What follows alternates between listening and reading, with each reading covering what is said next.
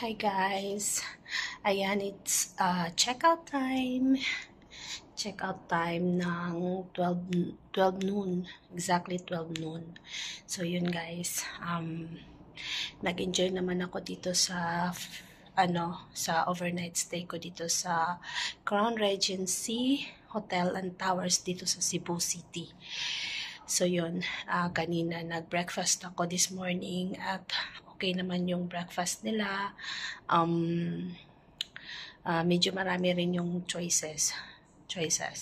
Ayan. Anyway, nag-take ako ng video din nung nag-breakfast ako kung ano yung mga sinerve nila kanina na breakfast, buffet breakfast. So, ipapakita ko din sa inyo yung video na yon. So, yun. Masarap yung tulog ko, guys, kagabi. Itong dalawang bed sa likuran ko. Dalawang bed sa likuran ko, parehas kong nagamit. Ito yung last night and then this morning, ayan, dyan. So, para para akong dalawang tao. Ayan. Pakita ko sa inyo guys yung panahon ulit dito sa labas. Ayan guys, medyo maulan. Pero hindi gaano ngayon. Kanina medyo umulan, nag-drizzle, pero ngayon tumila na. So I think okay na rin.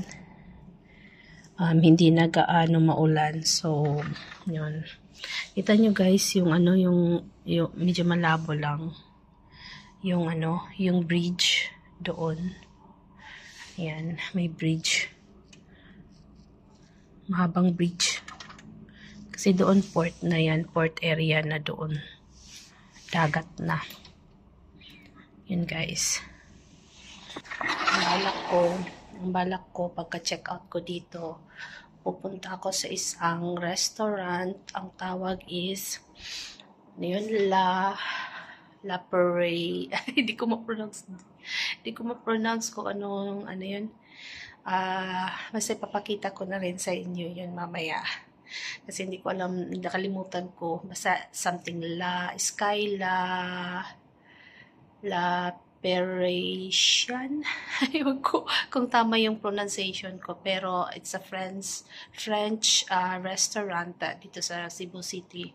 At well-known din siya. So, kapag mayroong mga Cebu City tour, ayan, kasama rin yan. Optional din sa itinerary.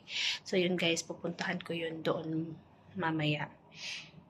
Then, mag-drop din ako doon sa palagi kong pinupuntahan, which is yung sa Magellan's Cross.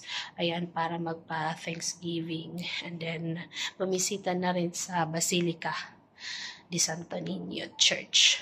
Ayan. So, yun guys muna. Hanggang dito na lang. Ayan. Sobrang sulit talaga dito guys.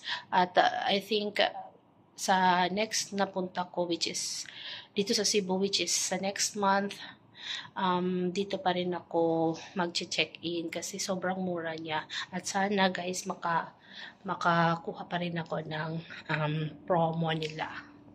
Ayun guys, kasi kapag regular price nila dito is 4,000 plus. Tapos dito, nakuha ko lang ng kalahati. So, 50% discount ko siya na availed. Which is 2,090 sa Agoda po yun. So, yun muna guys. Bye-bye. Ipakita ko ulit sa inyo yung aftermath. Aftermath ng... Ayan. Sige. Yan guys. Sobrang gulo na ng bed. Yan. Coffee, lana. So, ito yung ko. Suot. Yan. So, this is it muna guys. See you again next time. Bye!